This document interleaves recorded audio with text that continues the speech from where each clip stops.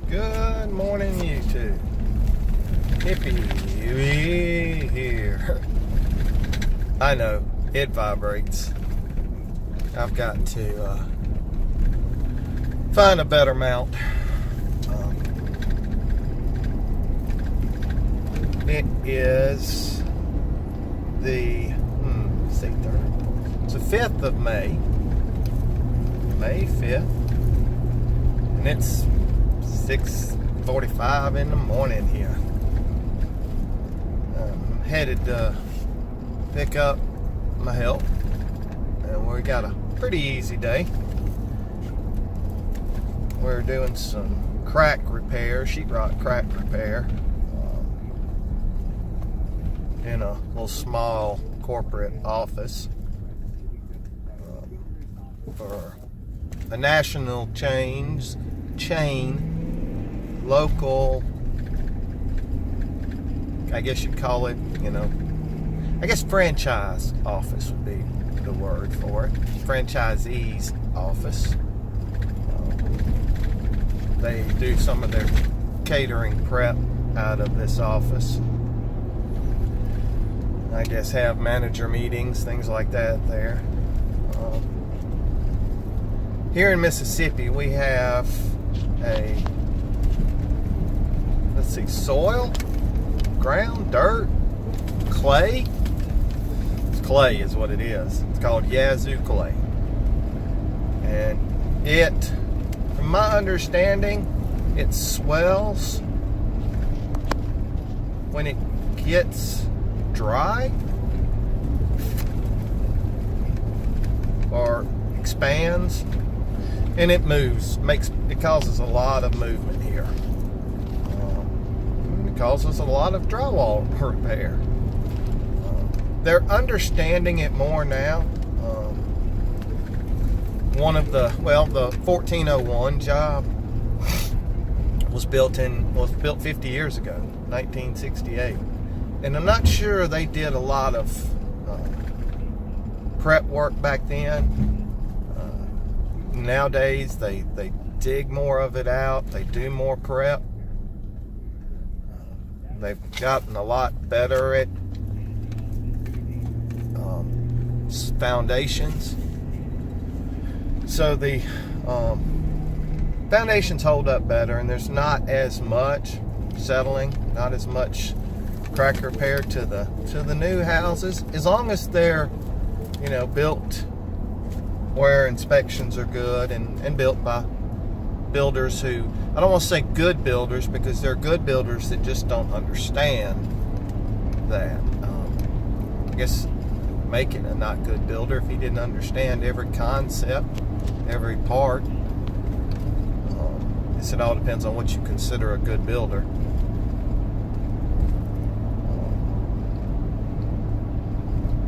Anyway, that's what we're doing today. I don't know, I may try to set up a time lapse on this. Filming this YouTube thing is a lot harder than I had anticipated. This 1401, I got behind because I was waiting on approval from the investor. I finally got approval. I was 9 days into the project, and been having some issues with recording. Just like, let's say I'm up at day 15, day 16 on that project, and we got over there Thursday, and I filmed them unloading sheetrock with this really cool boom truck. I used to stock sheetrock 30 years ago, 32, 33, 34 years ago. Train track. Oh, it's a single train. Here, let me show you guys. That is so cool.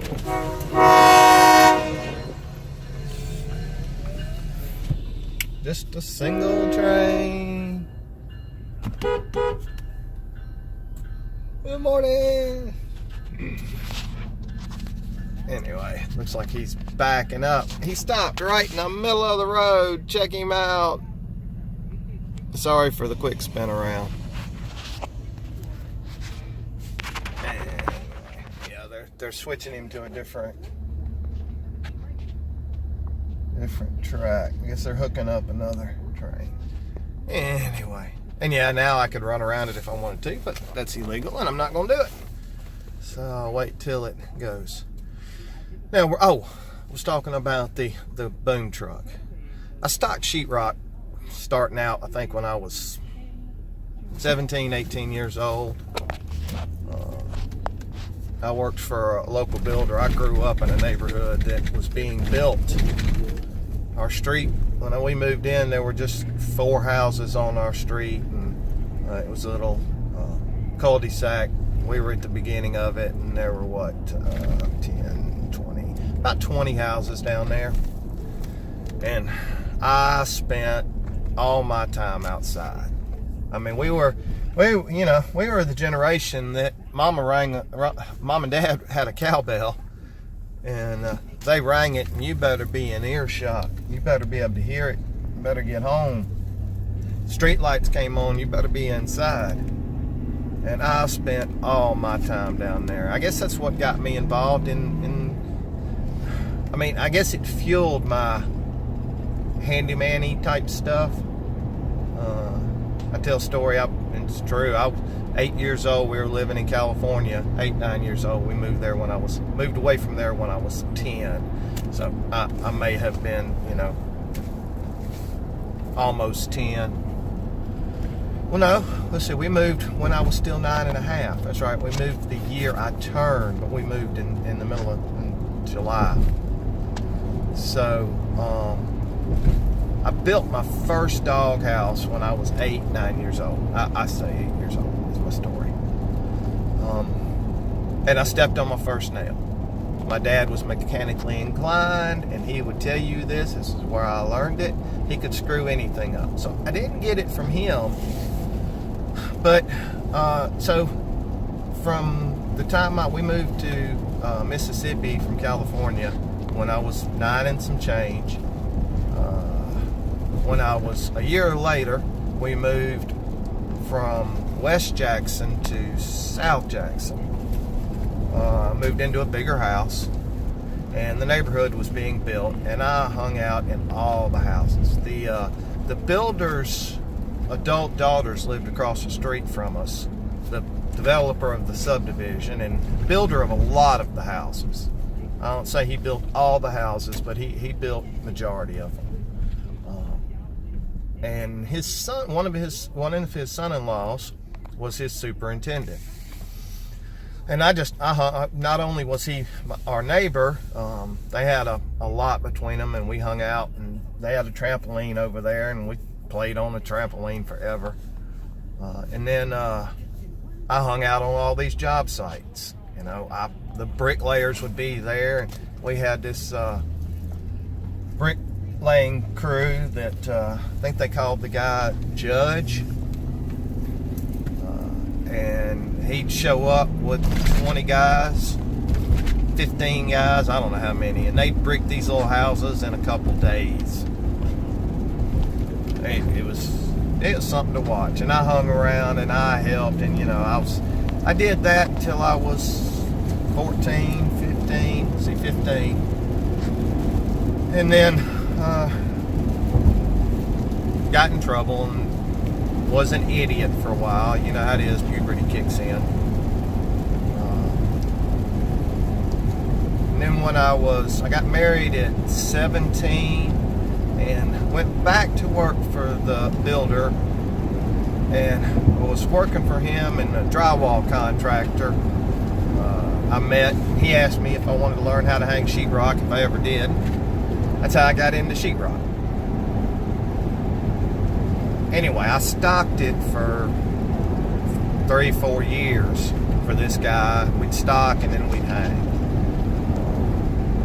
And we always dreamed of having this boom truck, because we'd have to walk it sometimes from the street through mud, and that stuff is heavy. It weighs about 100 pounds a sheet. It comes bundled in 2 sheets per bundle, and you didn't bust it and take it in sheet at a time.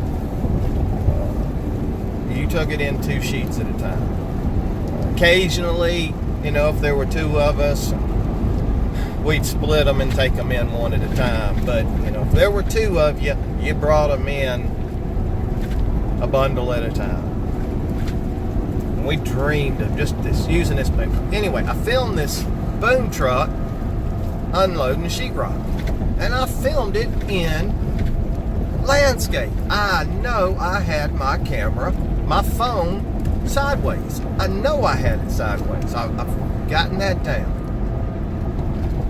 And then I filmed some more later on. Just filmed them, you know, unloading, and talked for a moment or 2. And this is about a minute and a half or so, maybe 2 minutes, about a minute and a half.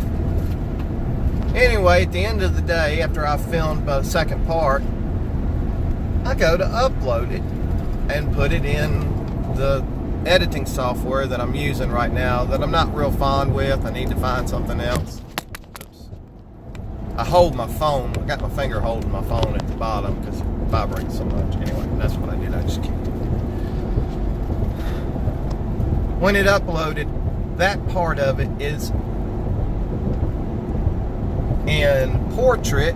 It's got the black sides to it, and I can't figure out how to fix it. And it's just, it's frustrating. I know that I filmed it right. And I don't have the time that I need to dedicate to editing. Like I said, I've got a GoPro, I'm filming with that. I don't have a decent laptop to use. I've got my son, I had a son commit suicide.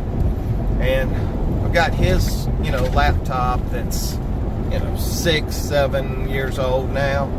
So it's been almost 3 years, and that laptop was an older laptop at the time. I don't know if it was 3 years, 5 years, you know, we don't remember where we got it. It's missing a couple of keys. So I don't have a decent laptop to use, an updated laptop. And it's just kind of weird using it. I don't know. So editing is an issue. My 20-year-old is helping me do some editing on our bigger stuff. He's got a couple ready, and I've got to get them loaded up. So, and then on the other editing problem that I was having, I learned that if I go to YouTube and click the film, let's see, what is it? It's a recorder picture icon